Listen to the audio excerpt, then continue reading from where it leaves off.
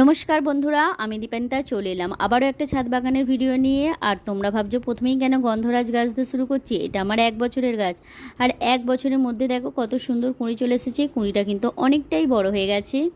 আর dragon গাছ তো জানো তোমরা, আমার ছাদ বাগানে অনেক আছে, যারা আমার ভিডিও দেখো তারা কিন্তু অবশ্যই জানো।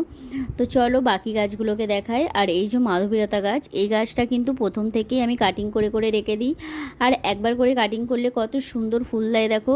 গাছ কিন্তু অনেকই ফুল হয়েছিল, কিছু ফুল ঝরে গেছে। আর নয়নতারা তো ছাদ বাগানে সারা বছর ফুল দিয়ে দেয়, এদের একটু কাটিং করে রাখলেই হয় গাছগুলোকে।